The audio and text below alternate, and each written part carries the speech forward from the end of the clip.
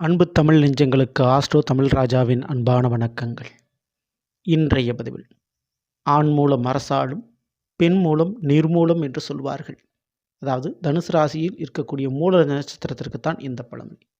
ஆனால் மூலத்தினுடைய ரகசியம் தெரிந்தால் நீங்கள் இந்த உலகை ஆள முடியும். ஸோ உங்களுடைய வாழ்க்கையில், அதாவது மூல நட்சத்திரத்தில் பிறந்தவர்களுடைய வாழ்க்கையில் நல்லது நடக்கணும்னா இதை கண்டிப்பாக நீங்கள் தெரிஞ்சு வச்சுக்கணும். ஸோ அதனால் பதிவை ஃபுல்லாக பாருங்கள். நம்ம சேனலை மறக்காமல் சப்ஸ்கிரைப் பண்ணி வச்சுக்கோங்க.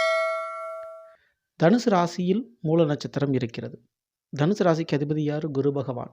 மூல நட்சத்திரத்துக்கு அதிபதி யார்? கேது பகவான். ஸோ குரு சுபகிரகம் என்றால் கேதுவும் சுபகிரகம்தான். அதுவும் ஞானக்காரகன், மோட்சக்காரகன்.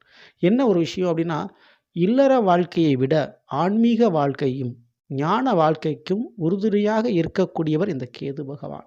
ராகு கொடுத்து கெடுக்கக்கூடிய ஒரு கிரகம் என்றால் கேது பகவான் கெட்ட பின்தான் கொடுப்பார். அதாவது ஒரு பக்குவம் வந்ததுக்கு பின்னாடி தான் கொடுக்கக்கூடிய ஒரு கிரகம்.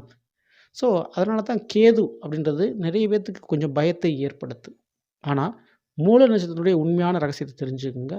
நீங்கள் எந்த வழியில் போனால் உங்களுக்கு நல்லது நடக்கும். முதல்ல இந்த கேது அப்படின்ற ஒரு கிரகம் நிழல் கிரகங்கள், இதற்கு சொந்த வீடு இல்லை அப்படின்னு சொன்னாலும் ஜோதிடத்தில் நம்பப்படுகின்ற ஒரு விஷயம், கேதுக்கு உச்ச வீடு விருச்சகம், நீச வீடு ரிஷபம். சரிங்களா? ஸோ ரிஷபம் என்பது சுக்கிர பகவானுடைய வீடு. அதனால தான் காதல் தோல்வி, திருமண வாழ்க்கையில் ஒரு விரக்தி, இது எல்லாமே கேது நட்சத்திரமான மூல நட்சத்திரம் பிறந்தவர்களுக்கு ஏற்படுவது இயல்பாக இருக்குது. ஸோ இதை மாற்றணும்னு நீங்கள் நினச்சாலும் சரி, எடுத்த காரியத்தில் வெற்றிகள் கிடைக்கணும்னாலும் சரி, நீங்கள் பண்ண வேண்டிய ஒரே ஒரு விஷயம் என்ன அப்படின்னா, முதல்ல 12ஆம் இடம் விருச்சகத்தில் கேது உச்சமடைகிறார். அப்போ உங்களுக்கு எந்தெந்த விஷயத்தில் நல்லது நடக்கணும் அதை தெளிவாக புரிஞ்சுங்க. வெளிநாடு யோகம், பிறந்த ஊரை விட்டு வேறு ஊருக்கு இடம்பெயர்வது ரொம்ப ரொம்ப நல்லது. பிறந்த ஊரில் உங்களுக்கு வளர்ச்சிகள் இருக்காது. ஆலமரத்துக்கு கீழே இருக்கக்கூடிய எந்த ஒரு செடியும் மரமும் வளராது என்பார்கள். அப்படித்தான் உங்களுடைய வாழ்க்கையும் சொந்த பந்தங்களோட உறவுகளோடு இருக்கும்போது உங்களுடைய வளர்ச்சி இருக்காது. பிறந்த ஊரை விட்டு முதல்ல வேறு ஒரு ஊரில் போய் தான் உங்களுடைய வாழ்க்கை, வேலை, தொழில் இருக்க வேண்டும். சொந்த ஊரில் நீங்கள் பண்ணும்போது பெரிய அளவு முன்னேற்றம் இருக்காது. இரண்டாவது, கவர்மெண்ட் வேலைக்கு, அரசியல் சம்மந்தப்பட்ட வேலைக்கு, அரசாங்கம் சம்மந்தப்பட்ட வேலை அல்லது அரசாங்க தொடர்புடைய தொழில், கண்டிப்பாக இதுக்கு ட்ரை பண்ணலாம். சொந்த தொழில் பண்ணலாமா? நிச்சயமாக பண்ணலாம். சொந்த முயற்சியில் ஈடுபடலாம், சொந்த தொழில் பண்ணலாம், இதுக்கெல்லாம் யோகம்.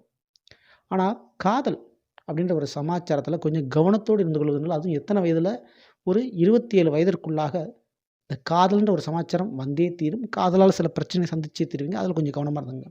2 வீலர் வண்டி வாகனத்தில் கவனம் தேவை. கட்டிய வீடு, பூர்வீக சொத்தாக இருந்தால் அதில் பிரச்சனைகள் எழக்கூடும். ஆனால் இதெல்லாம் உங்களுக்கு நல்லவையாக நடக்கணும்னா, திருமணம் நடக்கணும், குழந்தை பாக்கியில் நல்லவையாக கிடைக்கணும் அப்படின்னா, கேதுனுடைய ரகசியம் விநாயகருடைய வழிபாடு. அதுவும் விநாயகருக்குடைய வெள்ளை எருக்கன் பூமாலையில் அல்லது வெள்ளை எருக்கன் வேரில் செஞ்சு விநாயகர் வீட்டில் வச்சுக்கணும். சங்கட சதுர்த்தி என்று வெள்ளை எருக்கன் பூமாலையை விநாயகருக்கு சாட்சி வணங்கணும்.